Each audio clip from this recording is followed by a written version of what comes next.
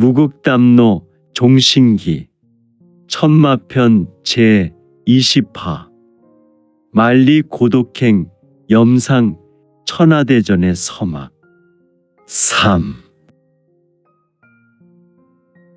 내실의 공기는 매우 뜨거웠다. 내실은 그리 화려하지 않았지만 매우 검소한 집기와 침상, 그리고 작은 탁자와 몇 권 꽂아있는 책꽂이 서책이 전부였다. 백리세가의 일반 하인들이 쓰기에는 귀티가 났으며, 그렇다고 백리세가에서 지체 높은 신분이 사용하기에는 다소 부족해 보이는 검소한 내실이었으니 실로 지금의 내실은 누가 사용하는 것일까? 허허, 내실의 침상에 한 인물이 있었는데 이자는 지금 가부좌하고 앉아서 두 눈을 감고 있었다.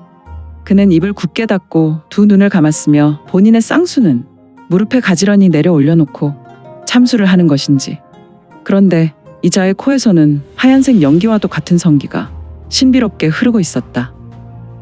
때로 그 빛이 흩어지며 검은색 연기가 될 때도 있었으니 이런 내실은 이자의 코에서 나온 연기로 회색빛으로 잔잔하게 물들어 있었는데, 번쩍!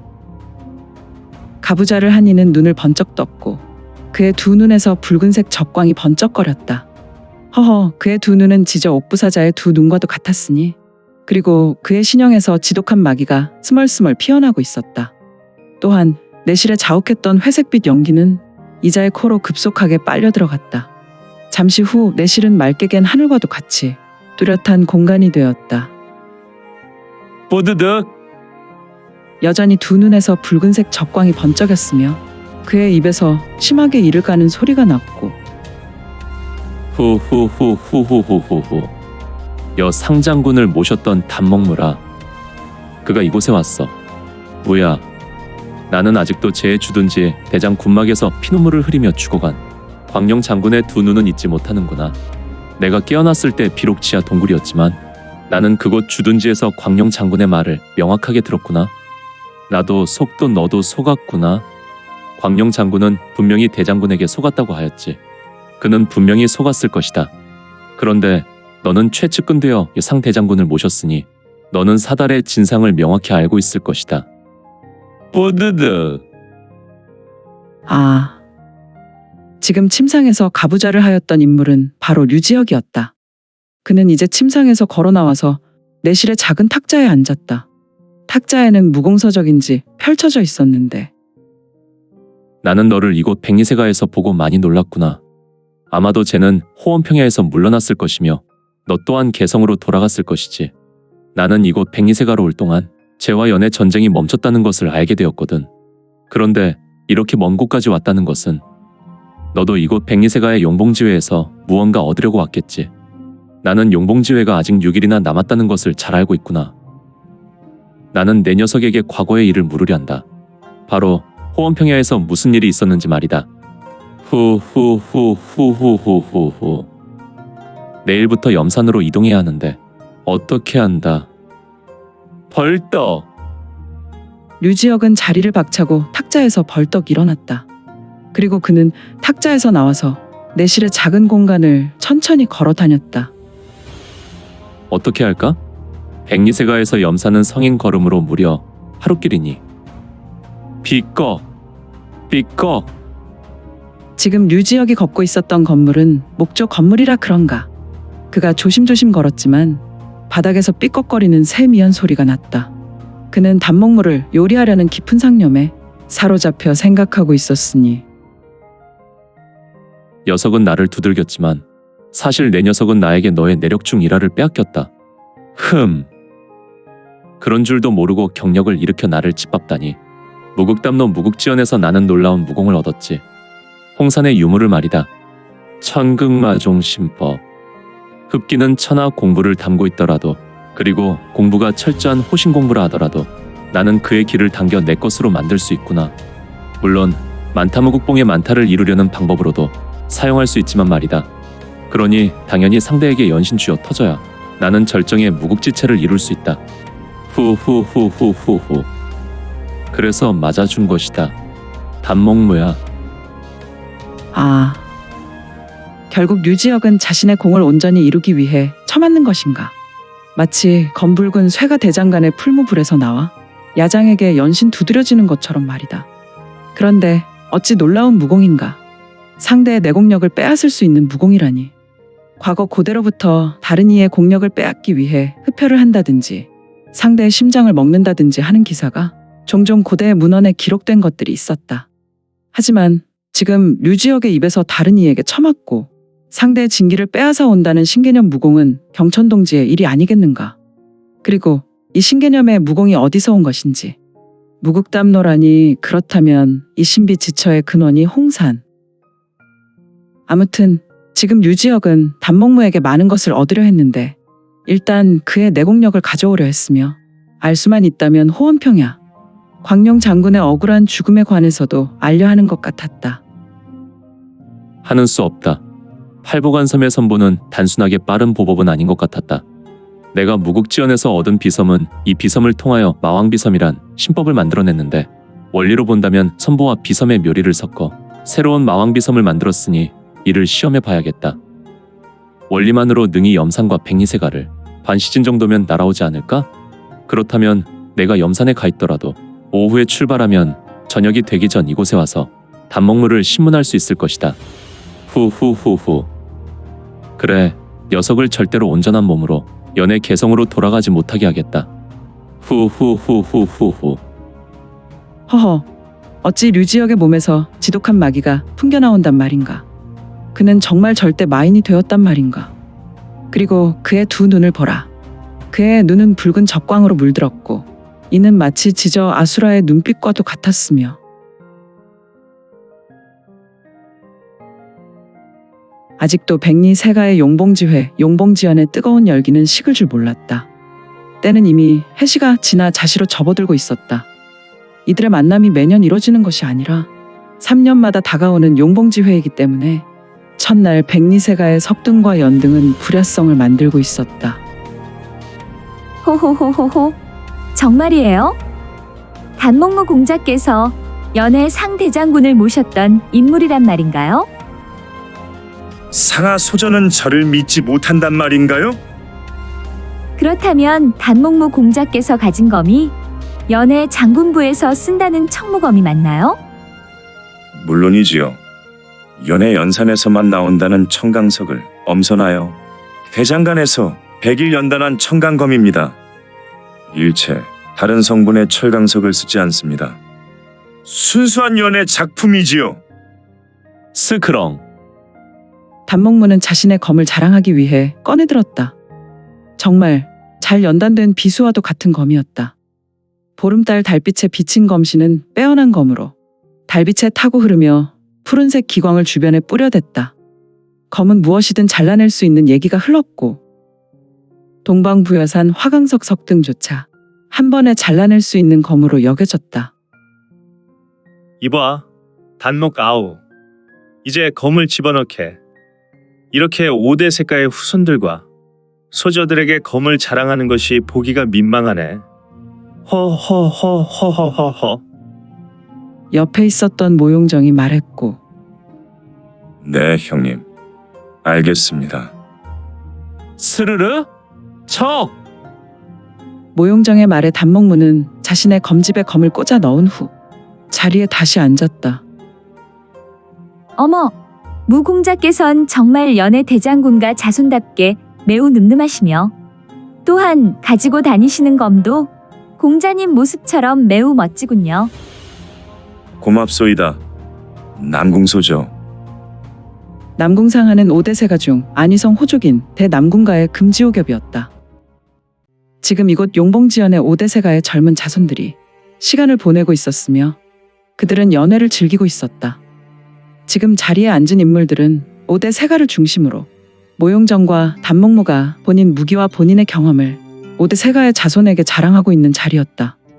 물론 주위로 5533 따로 자리한 세가의 인물들도 있었으며 분위기는 조금 자유롭게 담소하는 자리였으니 저기 저 단목이란 공자 멋지게 생기지 않았니?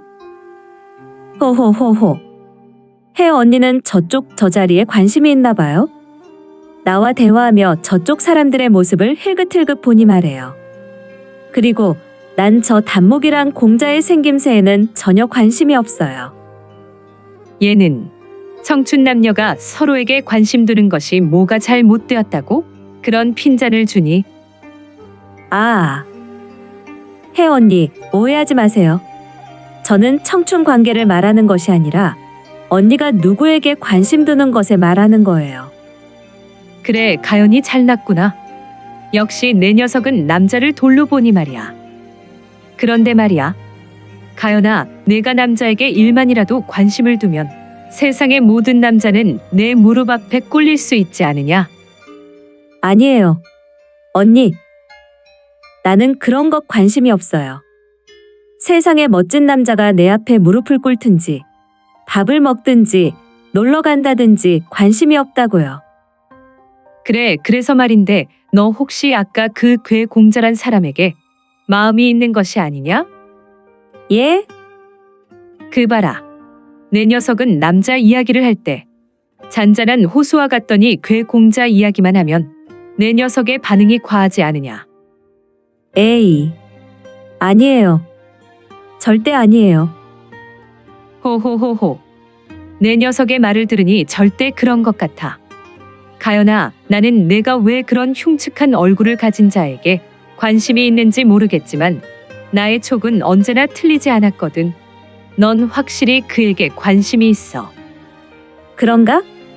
한 번도 생각해 본 적이 없는데 정말 내가 그에게 관심이 있나? 가연은 본인 정면에 조금 떨어진 곳에 아름다운 연등을 보며 생각에 잠겼다. 옆에서 짙은 미소를 짓고 사마에는 보고 있었으며 하하하하. 허허허허. 호호호호. 히히하히. 연의 중앙에는 널따란 탁자가 있었고 10여 명이 모인 곳의 사람들은 왁자지껄 떠들며 웃고 있었다. 저기 있는 황보 공자는 너무 배가 나왔구나. 어떻게 대화하며 계속해서 먹는 것을 쉬지 않고 본인 먹는 것만 챙기는지. 그리고 저기 있는 팽가 소저인가? 팽소연이란 아이 말이야. 저 아이는 조금 멍청해 보이지 않니? 어떻게 세 시즌 연속되는 연애에서 말 한마디를 하지 않을 수 있지? 언니, 그만하세요. 그렇게 사람을 하나하나 분해하며 생각하면 언니 머리가 터질 수 있어요. 언니의 머리는 작고 아름다운데 사람들을 그렇게 생각하면 작은 머리가 망가지고 말아요. 알았다. 알았어. 그런데 이 연애는 끝날 때가 되지 않았니? 이미 축시가 된 지 오래된 것 같으니 말이야. 네, 그런 것 같은데. 아, 저기 어른들께서 나오시네요.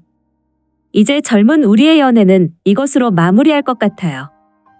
백리가연과 사마해가 대화할 때 마침 월동문을 통하여 세 가주들이 등장하였고 그들은 첫날 연회를 마치게 되었다는 것을 직감했다. 저벅, 저벅, 저벅, 저벅, 저벅, 저벅, 저벅, 저벅, 저벅. 세가의 주인공인 백리가주. 백리중현이 연당 같은 곳에 올라서서 말했다. 5대 세가와 여러 세가의 손님들께서는 좋은 시간을 가졌나요? 중현은 좌우로 돌아보며 말을 잇는다. 오늘 늦은 시간까지 각 세가주님들과 여러 연속 회의를 하였습니다. 좋은 결과가 있었다고 생각합니다. 내일은 모든 분과 우리 백리가의 여름 장원으로 이동하여 사냥을 할 것입니다. 내일과 모레는 그곳에서 사냥을 즐길 것이며 다시 사흘 후에 이곳으로 돌아오게 됩니다. 중현은 용봉지회의 일정을 간략하게 이야기하였고 아버님께서 염산 근처로 가신다는 것인가? 혹시 다른 세가에 우리 염산 광산을 소개하려는 것인지? 남궁가에는 절대 보이면 안 될 것 같은데. 지금 남궁가는 우리 거래처를 하나둘 빼앗고 있지 않나. 그렇다면 염산을 보이면 가연은 그녀의 아버지 중현의 말을 듣고 근심 어린 얼굴을 하였다. 그래, 난 괴 공자만 챙기면 되겠지. 아버지께서 그에게 특별히 대하라 하셨으니 염산 문제는 아버지와 오라버니에게 맡기면 되겠지. 가연은 괴공자를 생각했다. 사실 괴공자란 인물은 백리세가에서 말을 트고 사는 인물이 극히 드물었다. 과거 괴공자가 하인들과 집안 무사에게 몰매를 맞을 때 가연이 나서서 말렸고 가연은 그의 회복을 위해 보호해 주었다.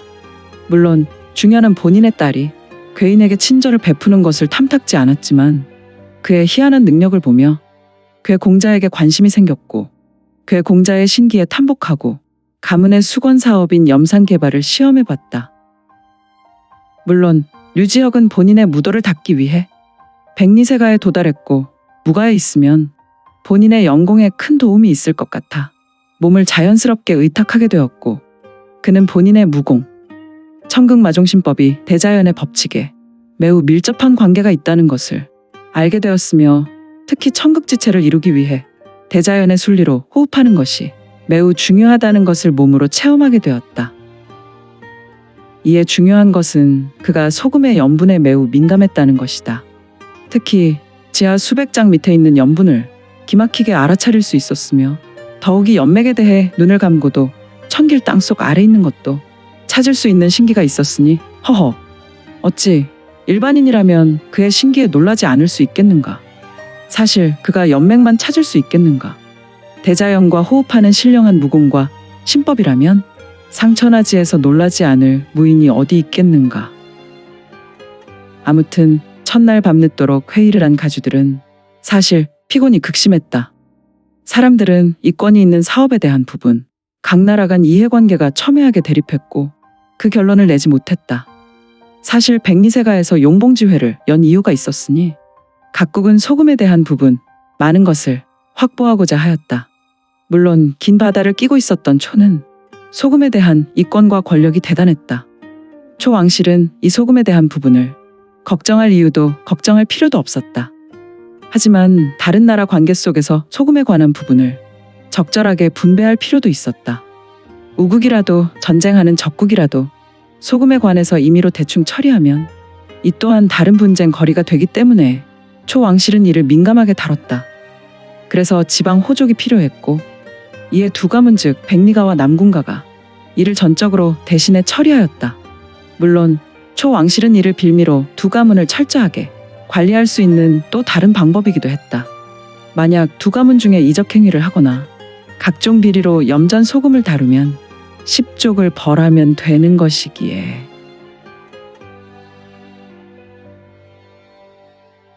축시가 되어 사람들은 각 처소로 돌아갔다. 두 사람이 보름달 달빛을 맞으며 걷고 있었다. 백리세가의 장원은 워낙 방대했고 세가주들은 이미 배정된 처소로 이동하였다.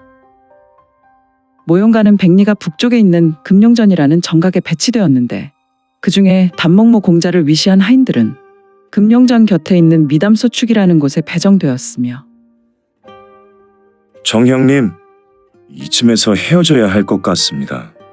형님께서는 금룡전으로 드시고 나는 이곳에서 제 처소로 가겠습니다. 그래, 그렇게 하지. 형님, 가연소조. 아직 끝난 것이 아니구나. 내가 아버님께 특별히 부탁하였다. 이번 기회에 가연을 너와 맺어줘야 우리 연이 무궁한 발전이 있을 것이다. 사실 가연이와 내가 나이 차이가 없었다면 가연이는 내 아내가 될 사람이었다. 하지만 가연이와 나는 나이가 거의 20이나 차이가 나는구나. 나는 부여공녀를 정실로 맞이하여 가연이를 부인으로 맞을 수 없다. 그렇다면 대백리가의 금지옥엽을 나의 첩으로 주겠느냐. 그래서 너를 데리고 왔다. 물론 오늘 첫 만남을 좋게 갖지는 않았다. 하지만 내일 사냥을 위해 백리가의 여름 별장으로 이동하게 되는데 사냥 때 너와 가연이를 맺어주도록 하지. 흐흐흐, 그러면 형님만 믿겠습니다. 저는 오늘 그녀에게 대화하고 싶었지만 그녀는 어떤 남자에게도 말을 걸지 않았습니다. 그래, 가연이는 그런 아이구나. 내가 녀석을 함양에서 봤을 때 더 어린아이였지만 탐이 나도록 말하는 것이나 생각하는 것에 매우 깊은 아이였지. 사실 지금도 나는 녀석이 탐이 나는구나. 그러니 당연히 내가 가장 아끼는 무에게 맺어주는 것이 맞는다고 생각한다. 차, 형님, 정말 감사드립니다. 제가 단목가의 장손입니다. 저의 가문은 영원히 모형가의 제일 수호 가문이 되어 연을 바로 세우도록 하겠습니다. 무야, 단목무는 모용정의 말에 감동했는지 두 손으로 모용정의 우수 손을 잡았다. 나는 너의 가문이 중요하지 않는구나. 네? 형님, 가문보다 나는 내가 더 중요하다.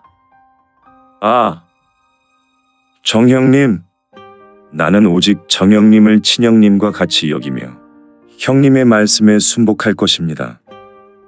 후후후후후후. 좋구나. 그 마음 변치 말거라. 그런데 내 녀석의 얼굴이 좀 네, 아까 괴상하게 생긴 녀석을 짓밟은 후로 몹시 피곤합니다. 이유는 알 수 없으니 말입니다. 허허, 넌 우리 신학문 문주에게 특별히 사사받고 있지 않으냐? 그리고 그분이 특별히 금왕공을 내게 전수했으며 내 녀석은 능히 일갑자의 내공력을 가진 내가 고수이거늘. 네, 권천께서 내게 금왕공을 전수해 주었지요. 그런데 오랜 여행 때문에 그런지 오늘은 매우 피곤합니다. 그래, 알겠다. 어서 들어가 쉬도록 하려라. 알겠습니다. 그럼 내일 일찍 뵙도록 하겠습니다. 그래, 내일 아침 식사는 금왕전에서 하자꾸나. 네. 단목무는 모용정에게 꾸벅 허리를 깊숙이 숙인 후에 다시 펴고 자신의 처소를 향해 걸었다. 모용정은 잠시 서서 단목무를 보다가 그도 역시 자신의 처소인 금왕전을 향해 걸어갔다. 모용정의 신형이 어두움으로 사라졌고 흐흐흐흐. 가연이라 정말 아리따운 소저구나. 힐끗힐끗 봤으나 내 눈에 넣어도 눈이 아프지 않을 하늘의 선녀와도 같은 여인이었다. 내가 이 여인만 내 아내로 취할 수 있다면 옥부사자에게 나의 영혼을 팔아도 아깝지 않을 것이다. 흐흐흐흐흐흐흐. 이봐. 어라. 아님 밤중에 환청인가? 휘일리리리 척. 단목무의 두 눈에 하늘에서 떨어져 내린 검은 신형이 보였다.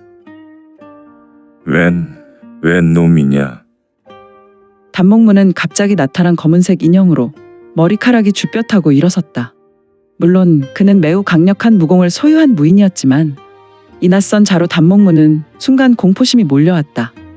허허, 천하의 단목무 연해상 대장군의 부관인 그가 말이다. 이봐, 단목무. 이 먼 곳까지 와서 널 이곳에서 본 것이 꿈인지 사실인지 나는 나의 볼을 수없이 꼬집어 보았다. 너 단목무 맞지? 어라. 나를 아나.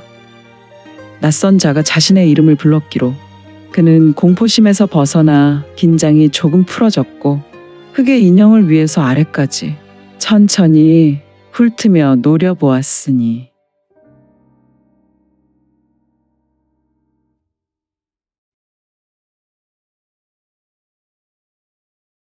오늘 준비한 내용은 여기까지이고요. 무극담로 종신기 천마편 계속 성원 부탁드릴게요.